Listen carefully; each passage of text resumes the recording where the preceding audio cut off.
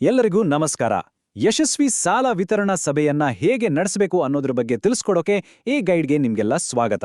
ನಮ್ಮ ತಂಡದ ಪ್ರತಿಯೊಬ್ಬರು ಈ ಪ್ರೋಸೆಸ್ನಲ್ಲಿ ಎಕ್ಸ್ಪರ್ಟ್ ಆಗಬೇಕು ಅನ್ನೋದೇ ನಮ್ಮ ಗುರಿ. ಬನ್ನಿ ಶುರು ಮಾಡೋಣ. ನಮ್ಮ ಮುಂದಿರೋ ದೊಡ್ಡ ಪ್ರಶ್ನೆ ಏನು ಅಂದ್ರೆ, ಮೊದಲನೇ ದಿನದಿಂದಾನೇ ನಮ್ಮ ಪ್ರತಿಯೊಬ್ಬ ಕಸ್ಟಮರ್ ಕೂಡ ತಮ್ಮ ಲೋನ್ ಬಗ್ಗೆ ಆತ್ಮವಿಶ್ವಾಸದಿಂದ ಮತ್ತೆ ಸಂಪೂರ್ಣವಾಗಿ ಕ್ಲಿಯರ್ ಆಗಿರೋ ಹಾಗೆ ಮಾಡೋದು ಹೇಗೆ? ನಿಜ ಹೇಳ್ಬೇಕಂದ್ರೆ ಈ ಇಡೀ ಟ್ರೈನಿಂಗ್ನ ಉದ್ದೇಶವೇ ಈ ಪ್ರಶ್ನೆಗೆ ಉತ್ತರ ಕೊಡೋದು. ಗ್ರಾಹಕರ ನಂಬಿಕೆಯನ್ನ ಗಳಿಸೋದ್ರಲ್ಲಿ ನಮ್ಮ ಪಾತ್ರ ಎಷ್ಟು ಮುಖ್ಯ ಅನ್ನೋದನ್ನ ಇದು ನಮಗೆ ನೆನಪಿಸುತ್ತೆ.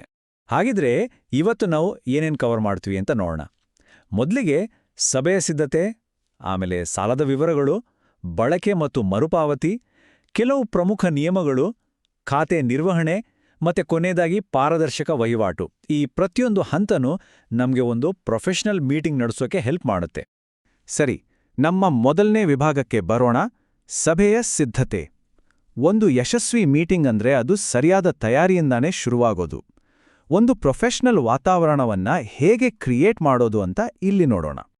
ಸಭೆಯ ಆರಂಭದಲ್ಲಿ ಈ 4 ಸ್ಟೆಪ್ಸ್ ತುಂಬಾನೇ ಮುಖ್ಯ.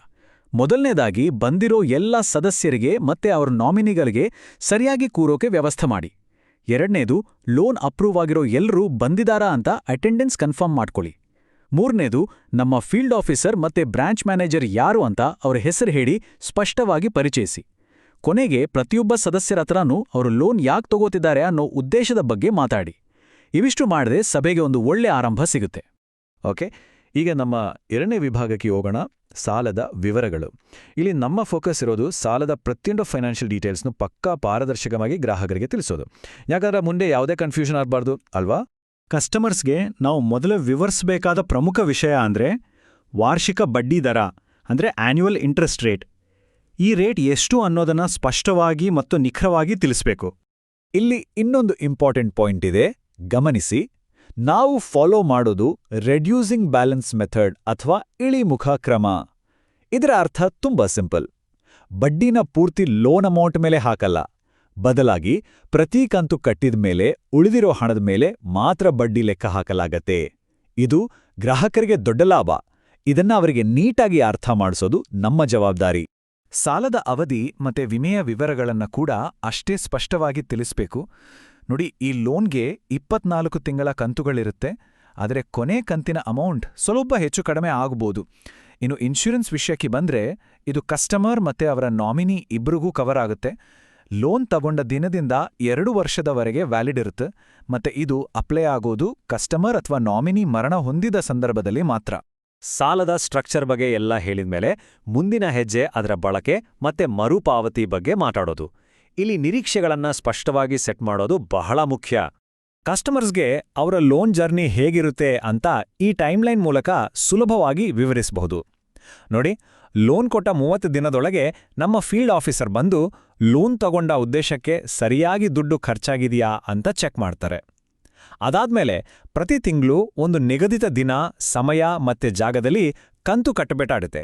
ಈಗ 4ನೇ ವಿಭಾಗ, ಪ್ರಮುಖ ನಿಯಮಗಳು. ಇವು ತುಂಬಾನೇ ಮುಖ್ಯವಾದ ರೂಲ್ಸ್. ಇವುಗಳನ್ನ ಎಲ್ಲರೂ ಪಾಲಿಸಲೇಬೇಕು. ಯಾಕಂದ್ರೆ ಇದು ಕಸ್ಟಮರ್, ನಮ್ಮನ್ನ ಮತ್ತೆ ನಮ್ಮ ಸಂಸ್ಥೆಯನ್ನ, ಹೀಗೆ ಎಲ್ಲರನ್ನೂ ಪ್ರೊಟೆಕ್ಟ್ ಮಾಡುತ್ತೆ. ಹಾಗಾಗಿ ಇದನ್ನ ಗಂಭೀರವಾಗಿ ತಗೋಬೇಕು. ಇದನ್ನ ಗಮನವಿಟ್ಟು ಕೇಳಿ. ಯಾವುದೇ ಸದಸ್ಯರು ನಮ್ಮ ಕಂಪನಿಯ ಸಿಬ್ಬಂದಿ ಜೊತೆ ಡೈರೆಕ್ಟ್ ಆಗಿ ಆಗ್ಲಿ ಇನ್ಡೈರೆಕ್ಟ್ ಆಗಿ ಆಗ್ಲಿ ಯಾವುದೇ ತರದ ಪರ್ಸನಲ್ ಫೈನಾನ್ಷಿಯಲ್ ಟ್ರಾನ್ಸಾಕ್ಷನ್ ಅಂದ್ರೆ ಫೋನ್ಪೇ, ಗೂಗಲ್ ಪೇ ಇಂಥದ್ದನ್ನ ಮಾಡೋ ಹಾಗಿಲ್ಲ. ನಮ್ಮ ವೃತ್ತಿಪರತೆ ಕಾಪಾಡಿಕೊಡೋಕೆ ಇದು ತುಂಬಾನೇ ಮುಖ್ಯ. ಈ ವಿಷಯವನ್ನ ಎಲ್ರಿಗೂ ಸ್ಪಷ್ಟವಾಗಿ ತಿಳಿಸಿ. ಗ್ರಾಹಕರು ಕಂತು ಕಟ್ಟೋ ಡೀಟೇಲ್ಸನ್ನ ಕ್ರೆಡಿಟ್ ಬ್ಯೂರೋಗಳಿಗೆ ರಿಪೋರ್ಟ್ ಮಾಡಲಾಗುತ್ತೆ. ಟೈಮ್ ಟು ಟೈಮ್ ಪೇಮೆಂಟ್ ಮಾಡಿದ್ರೆ ಏನಾಗುತ್ತೆ? ಒಳ್ಳೆ ಕ್ರೆಡಿಟ್ ಸ್ಕೋರ್ ಬಿಲ್ಡ್ ಆಗುತ್ತೆ. ಮುಂದೆ ಎಲ್ಲೇ ಹೋದ್ರೂ ಸುಲಭವಾಗಿ ಲೋನ್ ಸಿಗುತ್ತೆ. ಒಂದು ವೇಳೆ ಲೇಟ್ ಮಾಡಿದ್ರೆ ಕ್ರೆಡಿಟ್ ಸ್ಕೋರ್ ಹಾಳಾಗುತ್ತೆ. ಮುಂದೆ ಸಾಲ ಸಿಗೋದು ತುಂಬಾನೇ ಕಷ್ಟ ಆಗುತ್ತೆ. ಈ ಪರಿಣಾಮಗಳ ಬಗ್ಗೆ ಅವರಿಗೆ ನಾವು ಅರಿವು ಮೂಡಿಸಬೇಕು. ಸರಿ, ಈಗ 5ನೇ ವಿಭಾಗಕ್ಕೆ ಬರೋಣ. ಖಾತೆ ನಿರ್ವಹಣೆ. ಇಲ್ಲಿ ಗ್ರೂಪ್ ಲೀಡರ್ಸ್ ಮತ್ತೆ ಪ್ರತಿಯೊಬ್ಬ ಮೆಂಬರ್ನ ಪಾತ್ರ ಏನು, ಅವರ ಜವಾಬ್ದಾರಿಗಳೇನು ಅಂತ ಚರ್ಚೆ ಮಾಡೋಣ. ಅಕೌಂಟ್ ಮ್ಯಾನೇಜ್ಮೆಂಟ್ನಲ್ಲಿ ಪ್ರತಿಯೊಬ್ಬರಿಗೂ ತಮ್ಮದೇ ಆದ ಜವಾಬ್ದಾರಿ ಇದೆ. ಗ್ರೂಪ್ ಲೀಡರ್ ಸೆಂಟರ್ ರಿಜಿಸ್ಟರ್ ಮತ್ತೆ ಎಲ್ಲಾ ಡಾಕ್ಯುಮೆಂಟ್ಸ್ನ ನೀಟಾಗಿ ಮೇಂಟೈನ್ ಮಾಡಬೇಕು. ಪ್ರತಿಯೊಬ್ಬ ಸದಸ್ಯರು ಪ್ರತಿ ಬಾರಿ ಕಂತು ಕಟ್ಟಿದ ತಕ್ಷಣ ತಮ್ಮ ಲೋನ್ ಕಾರ್ಡ್ನಲ್ಲಿ ಎಂಟ್ರಿ ಅಪ್ಡೇಟ್ ಮಾಡಿಸ್ಕೋಬೇಕು ಮತ್ತೆ ಎಲ್ಲರೂ ESAF ಮಿತ್ರ ಅಪ್ಲಿಕೇಶನ್ಗೆ ರಿಜಿಸ್ಟರ್ ಆಗಿ ಅದರ ಮೂಲಕವೇ ರೀಪೇಮೆಂಟ್ ಮಾಡೋದು ಕಡ್ಡಾಯ. ಗ್ರಾಹಕರಿಗೆ ESIF ಆ್ಯಪ್ ಬಳಸೋಕೆ ನಾವು ಹೇಗೆ ಸಹಾಯ ಮಾಡಬೇಕು? ಮೊದಲನೇದಾಗಿ, ಪ್ರತಿಯೊಬ್ಬರು ಆ್ಯಪ್ಗೆ ರಿಜಿಸ್ಟರ್ ಆಗಿದ್ದಾರಾ ಅಂತ ಖಚಿತಪಡಿಸ್ಕೊಳ್ಳಿ. ಎರಡನೇದಾಗಿ, ರೀಪೇಮೆಂಟ್ಸ್ನ ಆ್ಯಪ್ ಮೂಲಕವೇ ಮಾಡಬೇಕು ಅಂತ ಅವ್ರಿಗೆ ತಿಳಿಸಿ.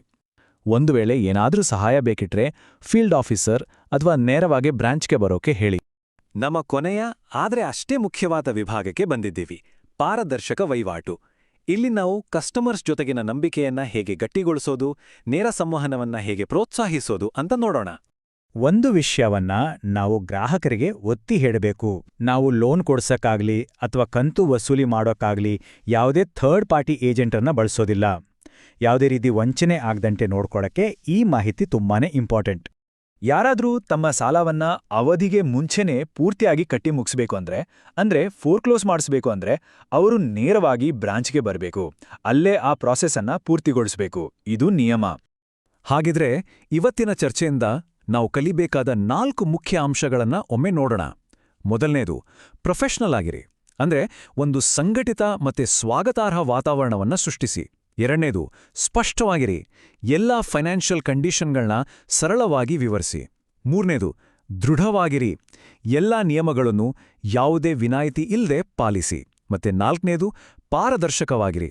ಅಂದ್ರೆ ಬ್ರಾಂಚ್ ಜೊತೆ ನೇರ ಸಂವಹನಕ್ಕೆ ಪ್ರೋತ್ಸಾಹಿಸಿ. ಕೊನೆಯದಾಗಿ, ನಾವೆಲ್ಲರೂ ನಮ್ಮನ್ನೇ ಕೇಳ್ಕೊಳ್ಬೇಕಾದ ಒಂದು ಪ್ರಶ್ನೆ: ನಮ್ಮ ಗ್ರಾಹಕರ ಪ್ರತಿಯೊಂದು ಪ್ರಶ್ನೆಗೂ ಸ್ಪಷ್ಟವಾಗಿ ಆತ್ಮವಿಶ್ವಾಸದಿಂದ ಉತ್ತರ ಕೊಡೋಕೆ ನಾನು ಸಿದ್ಧನಿದ್ದೇನಾ? ಈ ತತ್ವಗಳಿಗೆ ನಾವು ಎಷ್ಟರ ಮಟ್ಟಿಗೆ ಬದ್ಧರಾಗಿದ್ದೇವೆ ಅನ್ನೋದ್ರ ಬಗ್ಗೆ ಒಮ್ಮೆ ಯೋಚಿಸೋಣ.